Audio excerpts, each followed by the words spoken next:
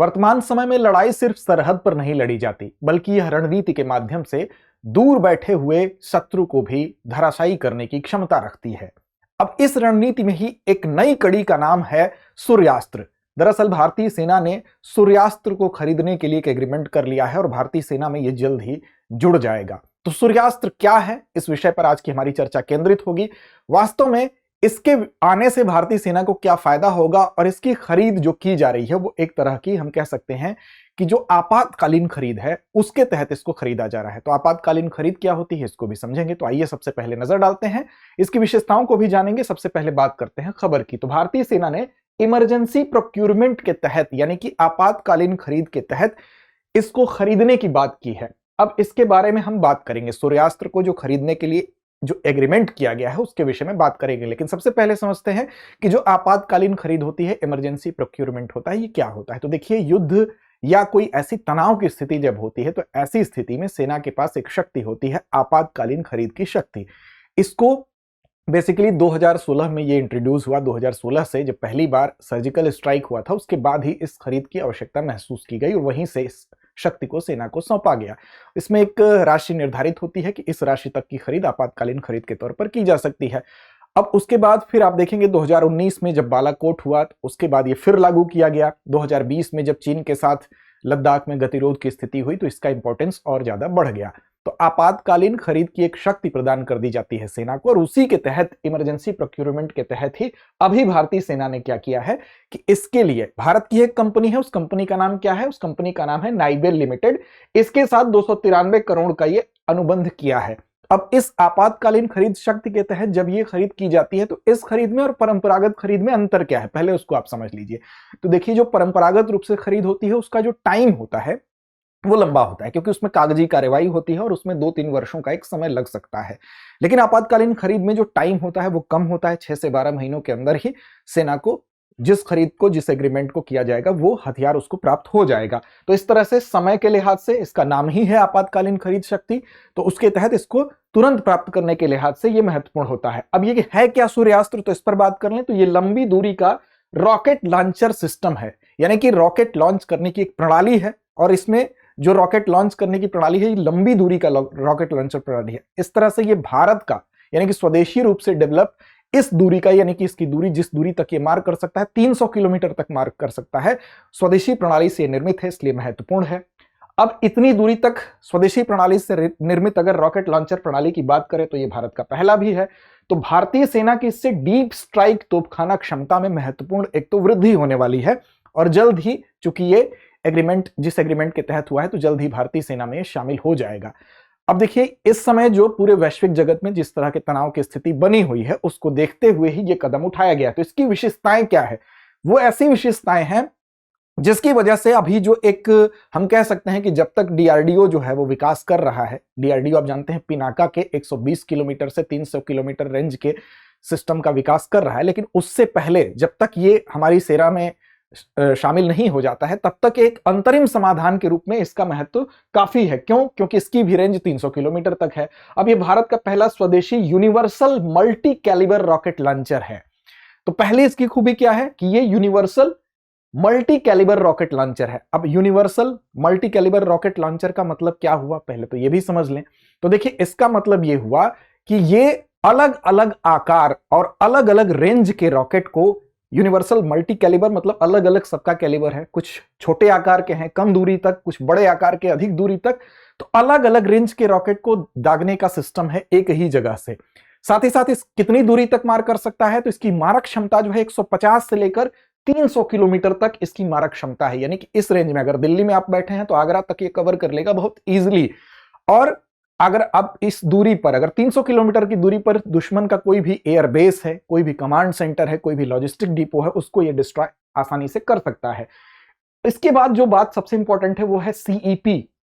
अब सीईपी क्या है, तो सीईपी बेसिकली क्या होता है, ये होता है सर्कुलर एरर प्रोबेबल। यानी कि एक घेरे में अगर मान लीजिए कि ये टारगेट है, किसी बड़ा सा कोई मैदान है, इसमें अगर यहां पर कोई चीज आपको टारगेट करनी है, अब इस टारगेट में सर्कुलर, इसके चारों ओर का जो एरिया है वो कितने दूर तक एरर हो सकता है। तो ये एरर जितना कम होगा उसकी सटीकता उतनी ज्यादा होगी। तो सीईपी बेसिकली क्या होता है, तो एक प्रकार की माप होती है जो किसी भी मार करने वाले हथियार की सटीकता को दर्शाती है। अब सीईपी जितना कम होगा उसकी सटीकता उतनी ज्यादा होगी।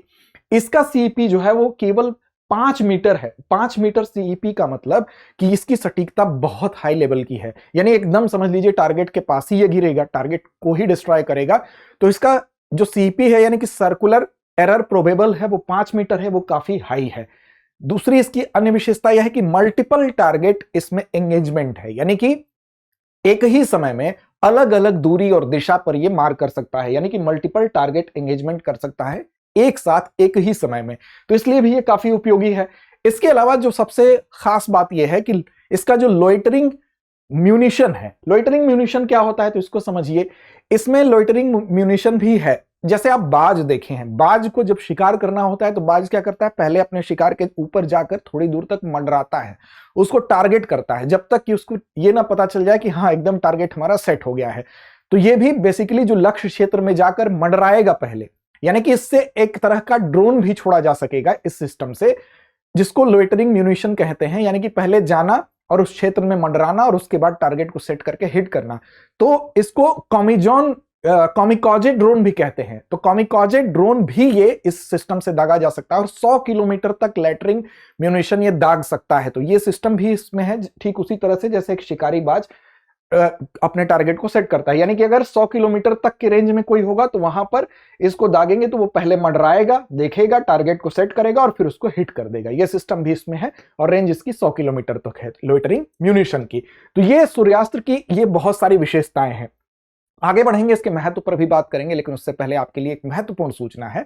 सूचना यह है कि दृष्टि आईएएस की तरफ से हम आपके लिए लेकर आए हैं एक बहुत ही शानदार कोर्स। अगर आप 2027, 28, 29 की यूपीएससी की तैयारी करना चाहते हैं तो आपके लिए बेस्ट कोर्स है। क्यों बेस्ट है? GS studio foundation live online course इसलिए बेस्ट है, सबसे इंपॉर्टेंट इसकी कीमत है केवल 24,999 रुपए में। और ये कीमत भी है बेसिकली कीमत नहीं है, क्योंकि जब इस कीमत को आप यहां पर इस कोर्स को परचेज करते हैं, लेकिन बाद में जब आप ऑफलाइन बैच में एडमिशन लेने आएंगे तो ये पूरी की पूरी फीस आपकी उसमें एडजस्ट कर दी जाएगी। तो एक तरह से निःशुल्क हुआ। अब इसमें खासियत क्या क्या है?